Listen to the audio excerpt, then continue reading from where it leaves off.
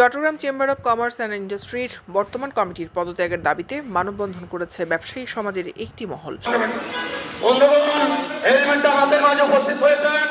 আজ রবিবার নগরীর আগ্রাবাদ ওয়ার্ল্ড ট্রেড সেন্টারের সামনে চট্টগ্রামের সকল ব্যবসায়ী সমাজের ব্যানারে এই মানববন্ধনের আয়োজন করা হয়। মানববন্ধন থেকে বক্তারা আগের কমিটির পদত্যাগের জন্য 48 ঘন্টা সময় বেঁধে দেয়। মানববন্ধন শেষে ওয়ার্ল্ড ট্রেড সেন্টারের গ্রাউন্ড ফ্লোরে পুনরায় সংবাদ সম্মেলনে বসেন ব্যবসায়ীরা। সেখানে বক্তারা আগের কমিটির উপর ক্ষোভ ঝাড়েন, দেন বিভিন্ন প্রতিবাদমূলক বক্তব্য। অবৈধভাবে গত 16 বছর যাবত এখানে এখন আমাদের সাথে কারো ব্যক্তিগত চট্টগ্রামকে নিয়ে আমরা পুরো বাংলাদেশের স্বপ্ন দেখে থাকি, কিন্তু গত 20-25 বছর ধরে আমরা অনেক অবহেলিত। আমরা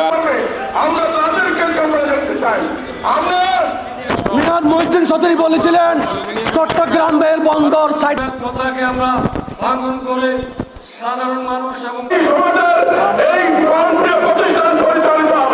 এদিকে ব্যবসায়ীদের মানববন্ধনের সাথে একাত্মতা প্রকাশ করে বিগত সময়ে চট্টগ্রাম চেম্বারে বিভিন্ন পদ থেকে চাকরিচ্যুত হওয়া কিছু কর্মকর্তারা তাদের চাকরি পুনর্বহালের দাবিতে মানববন্ধন করেন। দৈনিক আজাদী নিউজ ডেস্ক।